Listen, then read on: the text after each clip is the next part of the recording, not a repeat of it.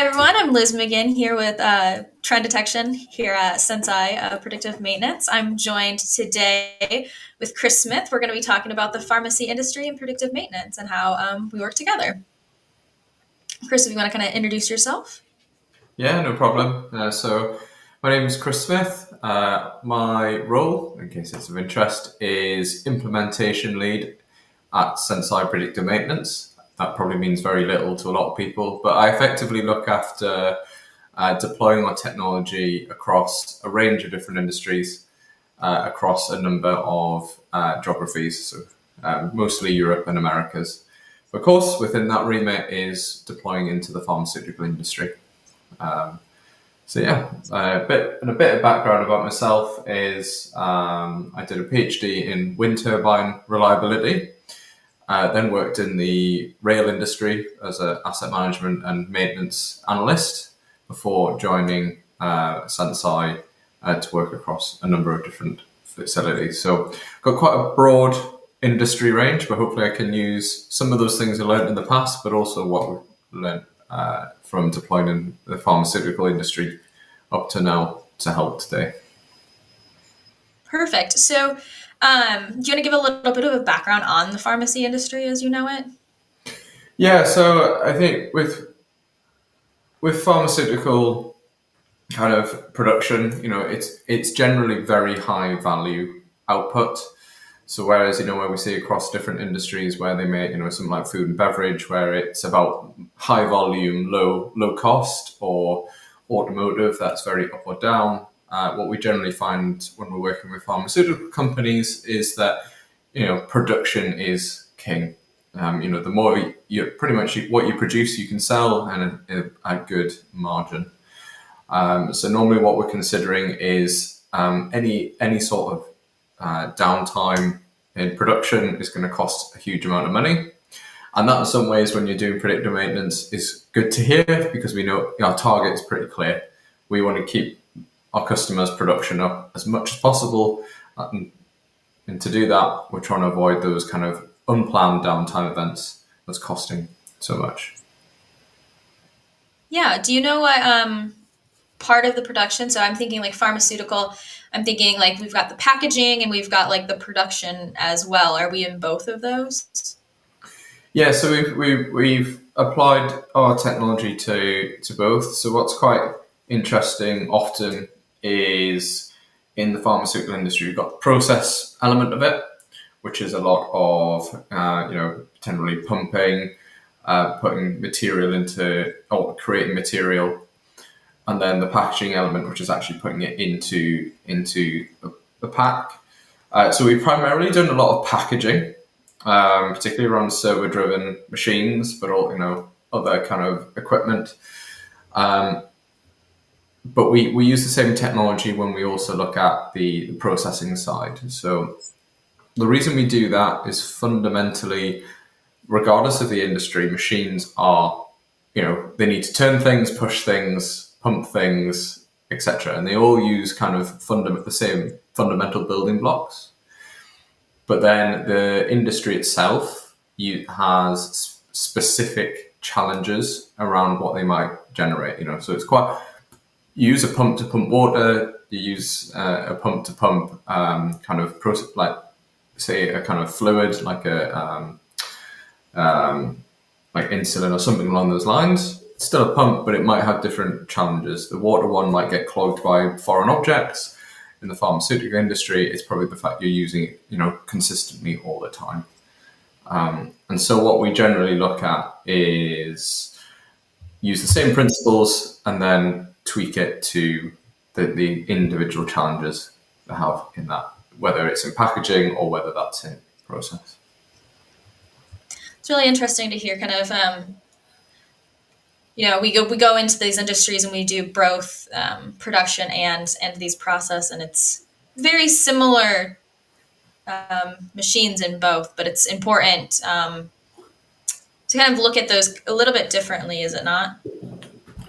Yeah, so it's more, so they can be quite different equipment, but they're fun how they fundamentally work. You generally build up a machine part of components. And when we talk about failures in kind of predictive maintenance, we generally talk about failures of components. The pump failed, the bearing failed, the servo motor failed, etc. What's interesting when you're talking about processing assets rather than in the packaging, so packaging tends to the asset is doing one thing and it's doing it repeatedly, and it's quite discrete.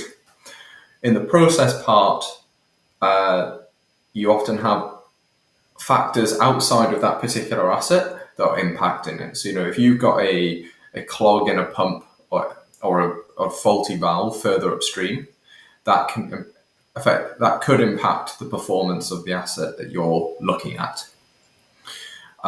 So we often get into a conversation of, well, how on earth do you have to consider the process very closely, etc., and how do you treat them as individual assets when they're in a process? And the way we still look at them as individual assets, but we just tend to, or components, but we tend to take into more of account what else is going on in the process. So maybe we know that this component is under more load when you're producing a different product, or you're running different parts of the line faster. So we take that context into account when we're looking at this specific asset. We don't tend to need to do that quite as much when we're looking at packaging assets. You might speed the line up, but in general, it's a bit more isolated. But the principles are very similar. I mean, I guess that makes a lot of sense to need to know about like the other assets within the line to see how it would affect your asset. Obviously later on.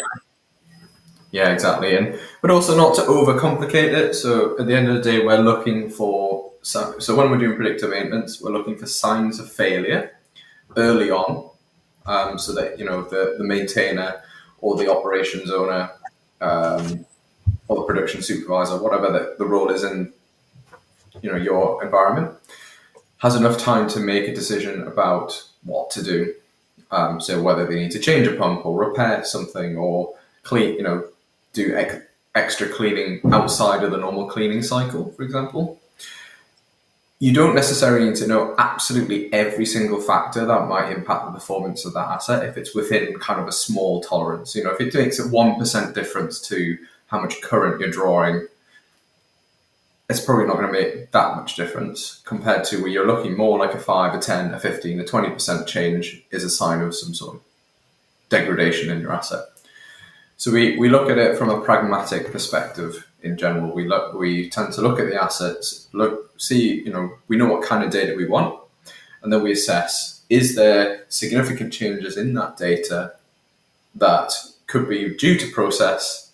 We'll take that into account, but we don't apply processes just because they so happen to have a small impact on the asset when we're monitoring that. One of our approaches is always to take what we call context into account, whether you're running the asset harder, putting more through it, etc., so you don't get false alarms. But it's about removing false alarms and getting the true signal rather than being overly obsessed about getting an absolutely perfect picture of what that asset should be doing all the time.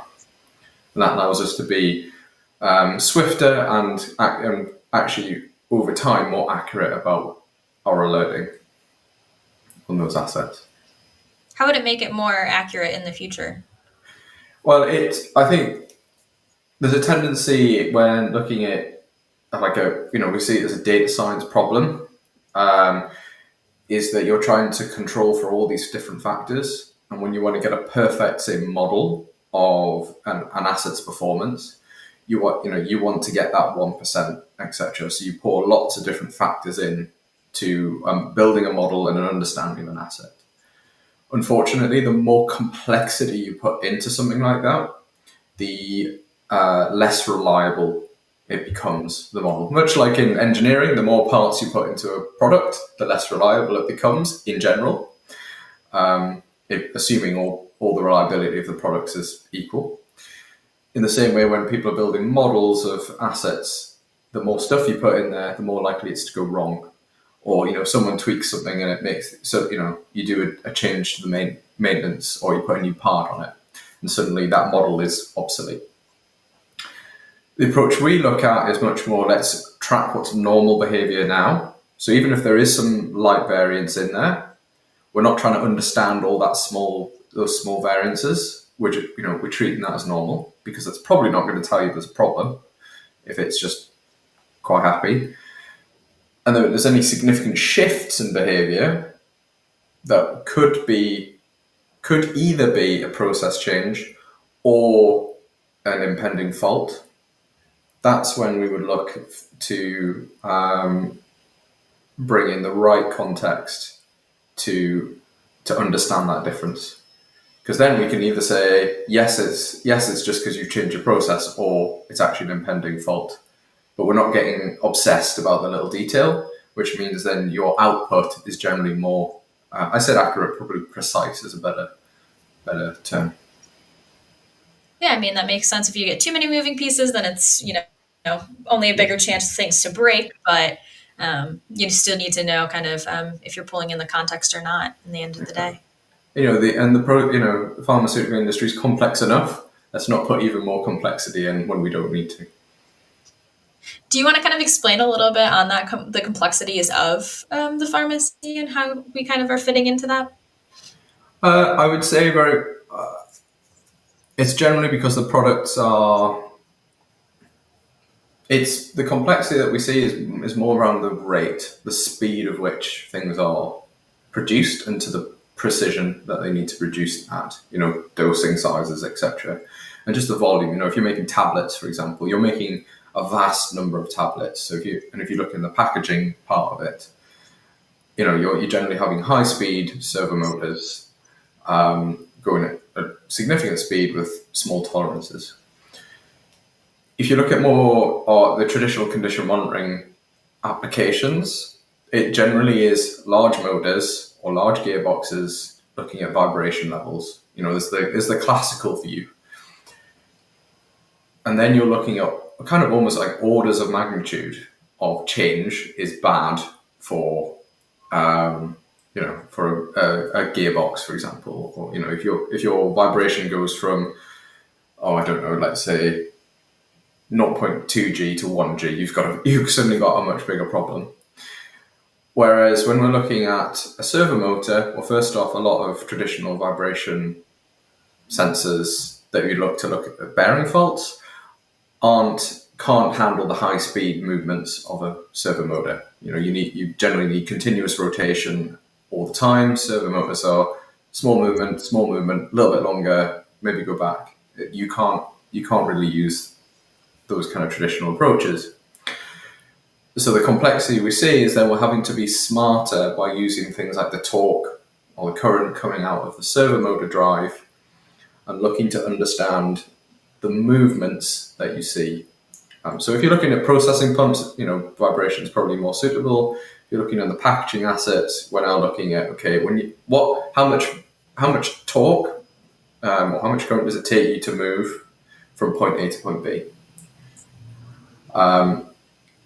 And so if you're doing the same thing over and over again, when it takes a bit more current, and a bit more current, and a bit more, that's indicating to you that there's something going wrong in your packaging asset, in your servo, because it's taking more energy to do exactly the same thing you've always asked it to. So because of the precision that we see in the packaging world and all the different elements that can impact in the processing world, we have to be a bit smarter when we're looking at that data. Doesn't mean we can't do it, because of course we have, but we've got to put a bit more engineering sense to it before we start. Okay, got to be very precise when it comes to the pharmacy realm of packaging, producing, and stuff. So I guess that makes a lot of sense. Is there kind of like a precision is important? Do we have any interest in the quality kind of thing? Is there a way that we can kind of prove? I don't know if I'm wording that correctly. By being able to prove this precision, does that help also with the quality of the products? Is that a thing? Yeah, that's an interesting one. So I think with So we don't tend to look at quality data because you tend to have, Six Sigma approaches, etc. It's a well established data realm that we don't step into in our Senseye Predictive Maintenance world. There's other Siemens products that do. And obviously, with pharmacy products, pharmaceutical products, quality is so important because at the end of the day, it could be going into a human, and that put lives at risk. So what we would tend to see is you wouldn't necessarily see an impact on your quality if you implemented predictive maintenance, but your quality issues can not always, but partly be due to machine degradation. So if you're starting, so it's not so much the product that you see goes out to the customers any higher quality because there's controls for that, but it's much more your rejection rates are likely to be lower if you look at using predictive maintenance in your earlier process. So as an example, if you're doing a traditional maintenance approach, it tends to be at like a scheduled event. So I would say every 2 weeks, 3 months, 6 months, 1 year might be. If you have a degradation in your machine between those checks, what you'll start to see is that you might have more valves rejected, you might have more pills fail to package correctly, and that can be due to the product, but it could also be you have things moving out of tolerance. Now, when you have, and often we hear, the first time we know that there's something wrong with our asset is because we've got a quality issue coming up. And that means if you've got a quality issue, you're rejecting batches, and that's lost revenue. And so by using predictive maintenance or software, effectively you can look at the machine, and if it's starting to work harder to do the same things, or it's taking longer, we sometimes use time. If it's taking longer to do an action, that at first might not impact your quality, but if it keeps going, if your entire, let's say you're putting something into a vial and it moves slightly, I'm exaggerating here, but if it moves, and so eventually that's going to fail to fill. And so if you're able to spot that early, you can correct it before you ever have that quality issue and thus have a failed batch. So the customer might not notice any difference, but certainly your rejects, your kind of quality department should start to notice.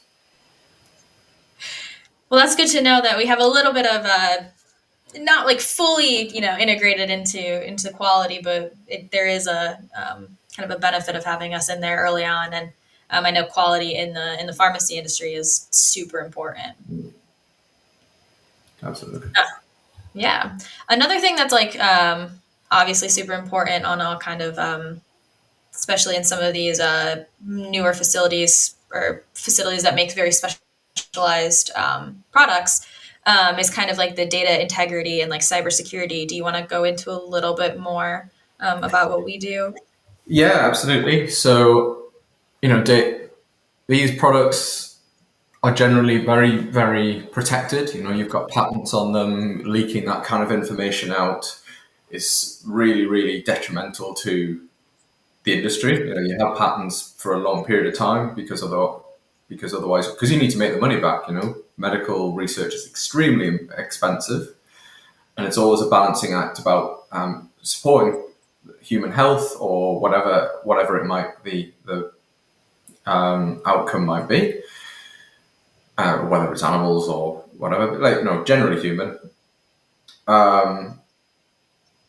versus, you have to make money because you're a business. So it's always a careful balancing act. And I've gone down a track and my brain has completely forgotten what the original question was there for a second. If you just give me a pointer. Yeah, you're good. We were talking about kind of the security portion Yes. of. Yeah, absolutely. Yeah. So you don't want to lose important things out there. So people then hear cloud. So for example, when Senseye uses a cloud-based architecture, so your customer's data is coming into the cloud, and alarm bells immediately alert. Oh goodness, my data is leaving my factory and is entering the cloud. Um, what I would stress in that kind of discussion, and I have this a lot of times, not just in the pharmaceutical industry, I have it across different industries. I'm not a cybersecurity expert. I have someone who in the team who is, but fundamentally the conversation comes down to, okay, let's look at the data that's leaving your factory in order to do predictive maintenance, and let's actually, is this really going to be useful to an outsider? And if I say, well, actually, we're using things like torque on a motor or current, we might have some vibration sensors on some pumps, so you're getting vibration. You might have the speed that a particular motor is rotating. Maybe you've got the pressure on a pump. None of this information is going to help a bad actor work out how you produce your product.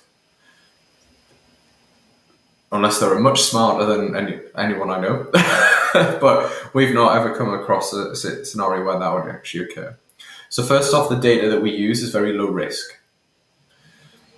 If this got out into the public domain, what would happen? Someone would know how much current your drive is using. There's not much you can do with that. But of course, we're not going to be complacent.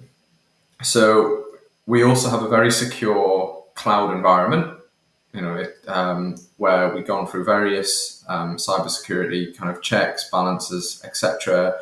And we often go through people's security policies with them to say, yeah, we comply with everything that you need to make feel comfortable. So the data should never leave our kind of storage. And then even in the very, very unlikely time it would, the actual risk of that data leaving is very, very small. So if you look at the kind of risk benefit or hazard versus risk kind of ideas, it's down. It's always and I don't know which way around them on the screen, but it's down in the left-hand corner. Low risk and low outcome, like hazard as well. Yeah, that makes sense. I guess people hear, you got to secure your data, but this data isn't ultimately that super important to outside sources unless you can see where they're actually coming from. Yeah, exactly. And so the only one that you might get, we sometimes ask for like a product code, for example, in order to, so let's say you're making different products on the same line. So you'd imagine if you're filling bigger vials, for example, that's going to take longer to do, and it'll take more weight to move it, etc. So you can see that impacts the data that we're monitoring. And when you suddenly switch to a heavier vial, we don't want to alert you that your current's increased because it's perfectly normal. Even in those scenarios, you can completely anonymize the data. So it could be apples, pears, oranges, and carrots, for example, because all we need is a label. We don't need to know what that product is or anything like that. From looking at the data science side of it, we just need a label so that we can distinguish between them. So we can look at ways of anonymizing data as well before it passes even to us, so we don't even have knowledge of what that anonymization is. That has to bring like a lot of security into this very touchy kind of industry here. Yeah, and actually, we did it in a. I know it's not pharmaceutical, but we did that in a steel plant where they were making different coils of steel. They sent us a completely garbled product code for what all that meant. Meant something to them because they had like a lookup table if they really needed it. But to us, it was just numbers, didn't mean anything. And we can follow a similar principle. So if we need to. Fortunately, it doesn't come up too often. Well, that's good to know. Whether it comes up or it doesn't, but overall, good. I guess kind of where do you see like the future of not only predictive maintenance but kind of digitalization in the pharmaceutical industry? Oh, that's a great question. I think it's the kind of industry where once they decide to do something, and this is some of the experience I've had just from the predictive maintenance side, is that when the part of the industry decides to do something, they can do it at high quality very quickly. So because of the regulations and conscious of their kind of IP, etc. I think the pharmaceutical industry could be slower than others to start on new technical journeys. Not as slow as like the rail sector. Although I was surprised when I worked in the rail sector, there's quite a bit of technology. But it can't be quite as try it and see as other industries necessarily. But because it's generally so well set up and used to regulations and working in a certain way, that actually gives a lot of structure, and you can see where they want to see where these kind of companies want to move forward, and they can do it quickly and they're used to working in a good framework. I see one big challenge that we're seeing is, whilst the potential to do something like this well quickly is high once they decide to do it, is because the pharmaceutical industry tends to be quite a growth industry. There's, for a lot of products, the demand just keeps growing, and the supply can't keep up. It's actually, as organizations change to cope with this new demand levels, etc., that good projects and good outcomes and desire to do this well can get lost in just the kind of almost not so much chaos, but just the massive change that the industry is going through. So I think that's what, there's lots of opportunity, but there's also risk in this kind of high growth that these opportunities get missed just because so much is happening. I mean, that makes sense. It's very interesting kind of see that once they're all in, they're all in. That's a no, I don't hear that all the time. Once you like make a decision, sometimes there's a lot of going back and forth. But it's nice to know that there's some that kind of dive in. Yeah. I guess kind of come into some end of the time here. Do you have anything else that you want to share about predictive maintenance, digitalization, or the pharmacy industry as a whole? That's a good question. I guess on my own personal reflection, we're having the obviously the joy to be able to work across a lot of industries. When I do hear we have a pharmaceutical customer that's coming in, we need to onboard, etc., I generally get much more excited than I do with other ones, just because I know that I'm going to come to, not disparaging other industries, but you generally have a sense that you're going to come across a very professional organization that has, now they've made a decision, they're going to work well with it. And that can make it very exciting, and you feel like, yeah, we can make some real progress there. And I think one of the big challenges with predictive maintenance is because it's a value add rather than a mission critical often, although someone would argue it can be mission critical. But it's generally viewed as a value add. You don't always get that commitment. But when it's in the pharmaceutical industry, if they've decided to go with it, they are committed on that, certainly in that first project, and that makes it an exciting place to work. And also the assets are really interesting. It's not your stereotypical put a vibration sensor onto an asset and it runs doing the same thing. Now, that's not putting down vibration analysis, because that's extremely complex in its own right. But I have quite an interest in looking at complex machines doing complex things, and you have a lot of that in the pharmaceutical industry. So I think from a personal perspective, I always find it very exciting. That's awesome. It's good to hear. Thank you so much for joining today. I really appreciate it. No problem. Thank you for having me.